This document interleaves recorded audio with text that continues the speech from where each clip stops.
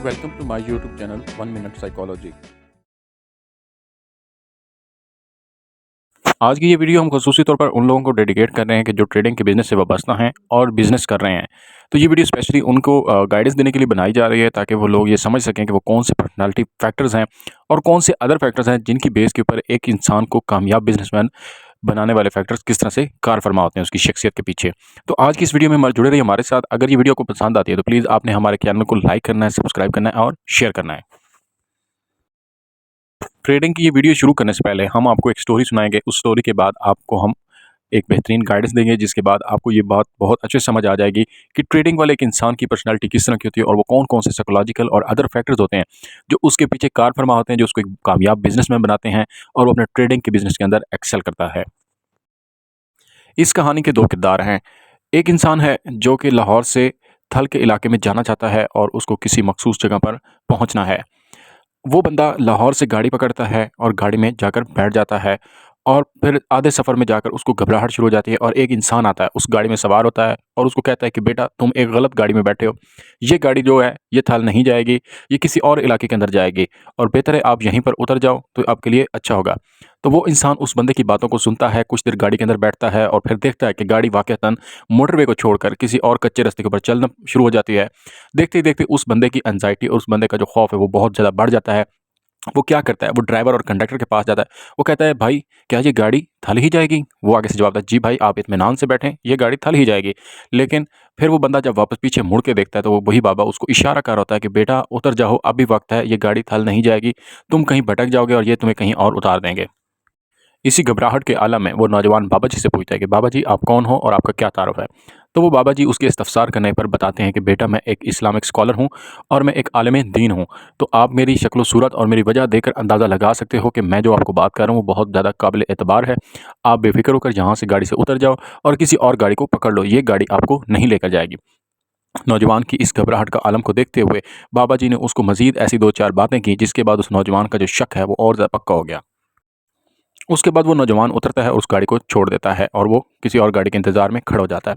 खैर, करते-कराते वो जिस तरह से भी है मुश्किल से और आसानी से जिस तरह से भी है वो एक अपनी मंज़िल पर पहुँचता है जब थल पर, तो थल में जाकर वो देखता है कि वही गाड़ी वो अपने वक़्त से पहले उस जगह पर मौजूद थी और वही मुसाफ़िर और वही लोग वहाँ से उतर रहे थे। तो उसकी ये हैरत का आलम था कि नौजवान हक्का-बक्का रह जाता है और वो खुद अपने ऊपर बहुत ज़्यादा शर्मिंदगी का इज़हार करता है। इस कहानी का एक दूसरा किरदार है जो कि सफ़र कर रहा होता है और वो भी एक गाड़ी के अंदर बैठ जाता है। उसी तरह वही बाबा जी उस गाड़ी में आते हैं और उस नौजवान को कहते हैं कि बेटा तुम कहाँ जा रहे हो? तो वो कहता है कि बाबा जी मैं थल जा रहा हूँ। तो वो बाबा जी कहते हैं कि बेटा तुम तो गलत गाड़ी में बैठे हो। वो कहता है ठीक है बाबा जी आपने जो कहा है ठीक है। उसको वो खामोशी से सफ़र करने लग जाता है। थोड़ी देर के बाद फिर वो बाबा जी उसको कहते हैं कि बेटा तुम्हें मेरी शक्ल सूरत देखकर अंदाज़ा नहीं हो रहा कि मैं एक आलिम दीन हूँ और पीएचडी स्कॉलर हूँ और जो मैं आपको बात कह रहा हूँ वो बिल्कुल दुरुस्त और सही है कि तुम थल नहीं जा रहे। वो नौजवान खामोशी से सफ़र करता रहता है और बाबा जी के बार-बार इसरार करने पर वो बाबा जी को कहता है कि बाबा जी आप इंतज़ार रखें, मैं आपको अपनी मंज़िल पर पहुँचकर आपको जवाब दूँगा। बाबा जी खामोशी से सफ़र करते रहते हैं, करते-करते वो नौजवान जब अपने मंज़िल की तरफ जानिब होता है तो वो गाड़ी एक जगह पर रुकती है, उस चेक पोस्ट पर कुछ पुलिस के जवान खड़े होते हैं। वो नौजवान उनसे गपशप लगाता है, गाड़ी में वापस बैठ जाता है और गाड़ी में वापस बैठते हुए उसकी कुछ मुसाफ़िरों के साथ गुफ्तगू भी होती है। फिर इसी तरह वो अपनी सीट पर जाकर बैठ जाता है और सफ़र करने लग जाता है। करते-करते वो नौजवान जिस जिस गाड़ी में सफ़र कर रहा होता है, उसका ड्राइवर उसको देख लेता है और उसको सलाम करता है और उसको कहता है कि भाई कैसे हो आप? घर में सब खैरियत है? उसके बाद उस गाड़ी का जो कंडक्टर है उसको साथ गपशप लगाता है और उसको कहता है कि भाई बहुत अरसे के बाद मिले हो, जब से हम क्लास फेलोज़ जुदा हुए हैं तब से आज हमारी मुलाकात हो रही है। तो उसको देखकर बहुत ज़्यादा खुश होता है। करते-कराते वो नौजवान खिड़की के बाहर देखता चला जाता है और नज़र रखता है हर चीज़ के ऊपर कि जो बाहर से गुज़र रही होती है गाड़ी के बाहर। सफ़र को इस तरह से लुत्फ़अंदोज़ होते हुए वो नौजवान जब अपनी मंज़िल मकसूद पर पहुँचता है, तो वो जब लोग मुसाफ़िर गाड़ी से उतर रहे होते हैं, तो वो बाबा जी के साथ उतरते हुए मुस्कुरा कर देखता है और वो कहता है कि बाबा जी, मैं अपनी मंज़िल के ऊपर खड़ा हूँ, आपने मुझे कैसे कहा था कि मैं गलत मंज़िल पर जाऊँगा? तो उस नौजवान की इस बात के पूछने के ऊपर वो बाबा जी मुस्कुराते हैं और हँसते हैं कि बेटा तुम मुझे व्यापारी लगते हो। तो वो नौजवान मुस्कुराकर कहता है, जी बाबा जी, मैं बिल्कुल एक व्यापारी हूँ। व्यूवर्स, इस स्टोरी के 2 सीन्स होते हैं, 2 मुख्तलिफ नौजवान होते हैं, जो अपनी मंज़िल की तरफ जानिब रवां-दवां होते हैं।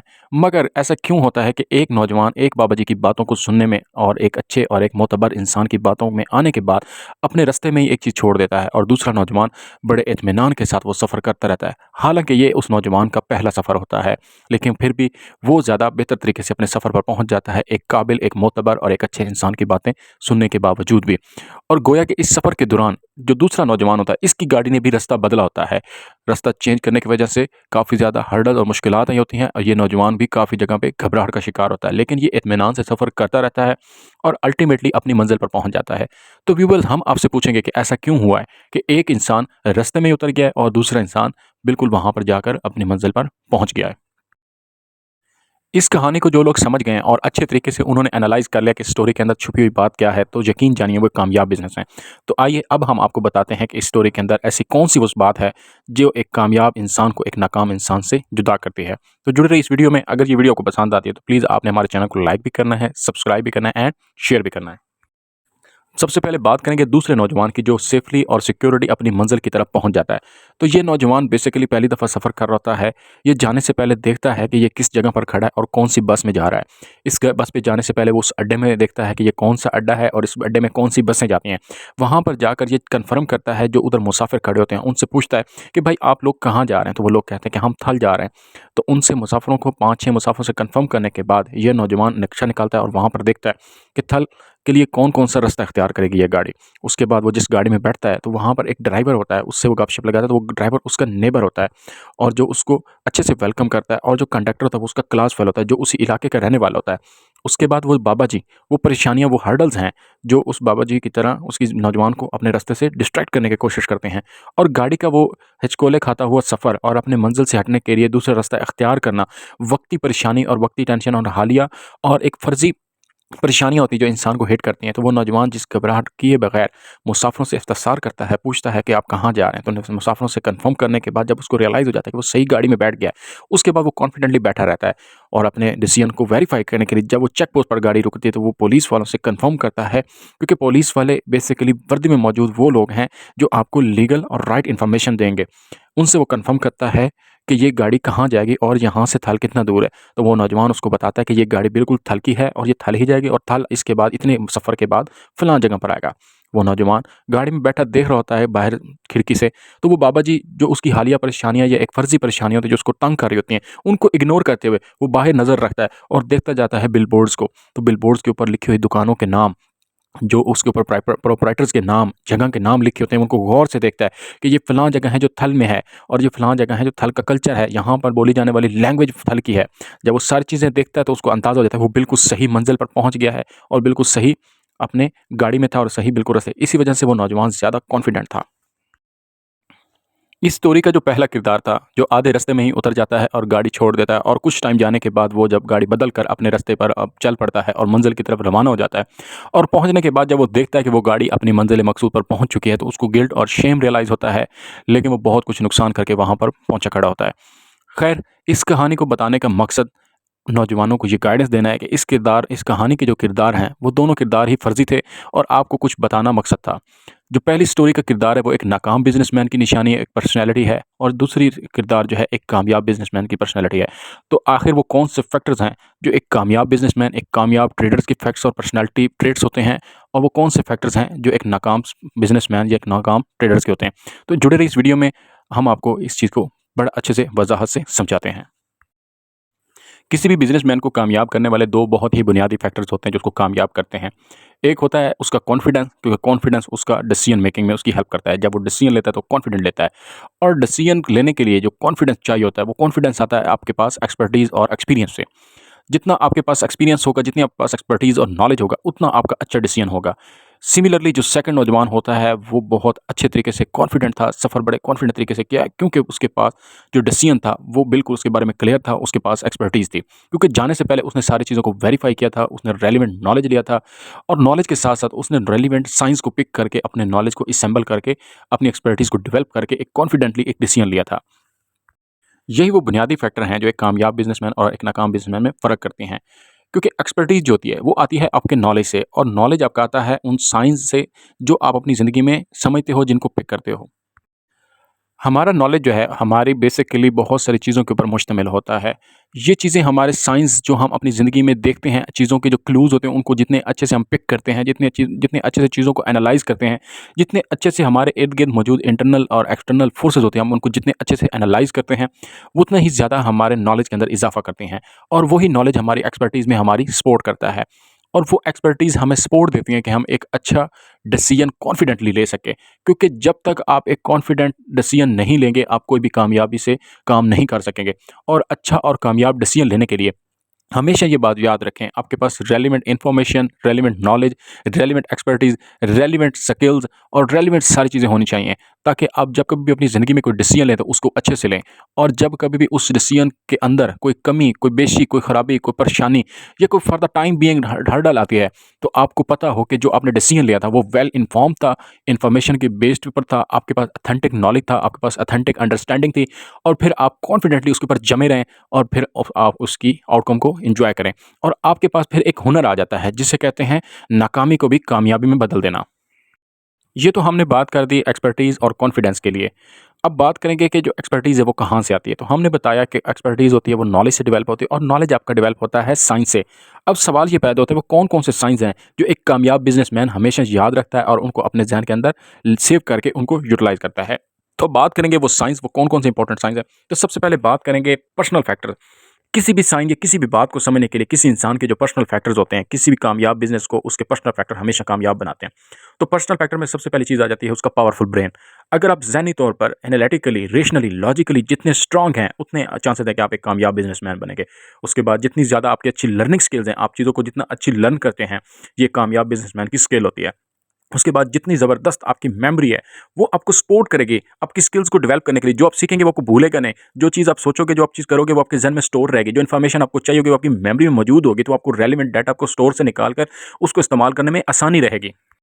उसके बाद ये सारी चीज़ों के साथ एक पर्सनैलिटी टाइप्स होती हैं। अगर आपके अंदर डेयरिंग पर्सनैलिटी है, आप एक कॉन्फिडेंट इंसान हो, आपके अंदर घबराहट और परेशानी को हैंडल करने की स्किल मौजूद है, और अगर आप नेचुरली इस तरह के इंसान हैं कि चीज़ों के ऊपर बहुत ज़्यादा घबराहट और परेशानी का शिकार नहीं होते और बेफ़िक्र और बेधड़क इंसान हैं, तो आपके अंदर ये पहली सिम्पटम है, ये पहली जो अलामत है कि ये आप एक कामयाब बिज़नेसमैन बन सकते हैं।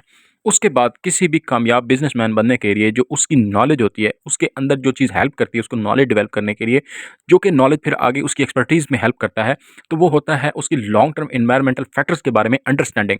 अगर आपके पास रेलेवेंट इन्फॉर्मेशन है और आप चीज़ों को अच्छे तरीके से समझ सकते हैं, जो एनवायरनमेंट के अंदर मौजूद फोर्सेस होती हैं उनको समझ सकती हैं, तो आप एक बेहतरीन और एक कामयाब बिजनेसमैन बन सकते हैं। क्योंकि जो फोर्सेस होती हैं वही आपके बिजनेस के ऊपर इंपैक्ट कर रहे होते हैं। ये फोर्सेस पॉलिटिकल हो सकती हैं, रिलीजियस फैक्टर हो सकते हैं, वेदर फैक्टर्स हो सकते हैं, कंट्री की इकोनॉमिक सिचुएशन हो सकती है, सेंट्रल बैंक की पॉलिसी हो सकती है, किसी भी जगह के ऊपर होने वाले ख़ास पार्टिकुलर टाइम बीइंग में मिलिट्री इम्पैक्ट्स हो सकते हैं किसी किस्म के, और इंटरनेशनल जो ग्लोबल इम्पैक्ट्स हो सकते हैं, कोई कंपनी की दूसरी कंपनी के ऊपर असरात असरअंदाज हो सकते हैं। तो ये लॉन्ग टर्म फैक्टर्स हर एक चीज़ के बारे में आपको अंडरस्टैंडिंग होनी चाहिए। जैसे हमारी कहानी का दूसरा किरदार अपनी खिड़की के बाहर देख रहा होता है कि जो बोर्ड्स होते हैं उनके ऊपर नाम लिखे होते हैं, वो बड़े डीपली उनको ऑब्जर्व कर रहा होता है, और वो एनवायरनमेंट के अंदर से चेक कर रहा होता है कि आया जिस जगह मैं जा रहा हूँ, जिस जगह मैं पहुँच गया हूँ, क्या वो वाक़या ही थल है? क्योंकि बोर्ड्स के ऊपर अक्सर नॉमिनेशंस लिखी होती हैं, ये कौन-सी जगह है, ये कौन-सा अड्डा है, कौन-सी चीज़ है। फिर वो लोगों के कल्चर को जानता था, फिर वो लोगों की लैंग्वेज को जानता था, फिर लोगों के लिबास को जानता था, लोगों के रहन-सहन के तरीकों से वो वाकिफ़ था। इस वजह से उसको उस जगह को समझने में आसानी हुई, और वो ड्राइवर और कंडक्टर उसके लिए एक सपोर्टिंग लोग साबित हुए, जिन्होंने उसको कॉन्फिडेंस बिल्ड किया कि हाँ, बिल्कुल तुम सही गाड़ी के अंदर बैठे हो। और फिर वो नौजवान अपनी ज़ात के ऊपर यकीन रखा कि वो बाबा जी जो थे, जो एक बड़ा अच्छा लिबादा ओढ़कर, इसी तरह वो परेशानियाँ होती हैं जो हमें टाइम बीइंग के लिए परेशान करती है, और हमें ऐसे लगता है कि बिल्कुल अभी हम बिल्कुल खसारे के नज़दीक पहुँच चुके हैं। लेकिन आपका कॉन्फिडेंस, और जो आपका कॉन्फिडेंस होता है वो आपकी नॉलेज, आपकी साइंस को पिकिंग पावर से और आपकी एक्सपर्टीज़ से रिलेटेड होता है। आप जितने ज़्यादा कॉन्फिडेंट होते हैं, जितने ज़्यादा आप अच्छे इंसान डिसीजन लेते हैं, जितने कॉन्फिडेंटली डिसीजन लेते हैं, वही आपके ऊपर इम्पैक्ट करता है, वही आपकी आउटकम बनता है। तो हमारी ओवरऑल जो बात थी उसके ऊपर एक्सपर्टीज़ का बहुत ज़्यादा फ़ोकस था। एक्सपर्टीज़ में हम अब तीसरे पॉइंट के ऊपर डिस्कस करेंगे।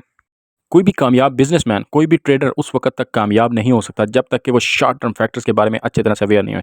पहले हमने बात की लॉन्ग टर्म फैक्टर की। लॉन्ग टर्म फैक्टर्स बहुत लंबे अरसे तक इम्पैक्ट करने वाली जो चीज़ें होती हैं, जो किसी भी मुल्क की इकॉनमी के ऊपर इम्पैक्ट करती है, जो आपका बिज़नेस है, जो आपका कारोबार है, जिस तरह से जो चीज़ भी आपके बिज़नेस के साथ रिलेट करती है व्हाट्सएवर, वो कोई भी चीज़ आप इग्नोर नहीं कर सकते।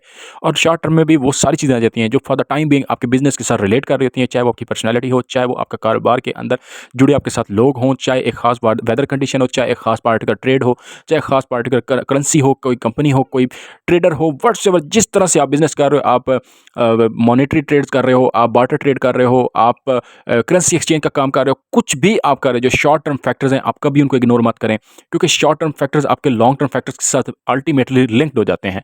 और फिर लॉन्ग टर्म फैक्टर्स जो होते हैं, अगर आपको उनके बारे में सही तरीके से नहीं पता, तो आप कभी भी अपना नॉलेज नहीं डेवलप कर पाएंगे, कभी भी अपनी एक्सपर्टीज नहीं डेवलप कर पाएंगे, क्योंकि ये जो साइंस होते हैं इनको समझना, इनको सीखना ही एक बेहतरीन बिजनेसमैन को कामयाब बिजनेसमैन बनाते हैं। अगर एक इंसान साइंस को नहीं पकड़ सकता, चीज़ों के बारे में सही तरीके से इंफॉर्मेशन गैदर नहीं कर सकता, उसकी मेमोरी स्ट्रांग नहीं है, उसकी एनालिटिकल पावर अच्छी नहीं है, उसकी रीजनिंग एबिलिटी सही नहीं है, उसकी मेमोरी के अंदर जो रेलिवेंट डाटा है उसको सही तरीके से यूज़ नहीं करना आता, भले उसने लाखों किताबें पढ़ी हों, कोई फ़ायदा नहीं है, क्योंकि एक अच्छा एक स्ट्रांग दिमाग इस चीज़ को चाहिए।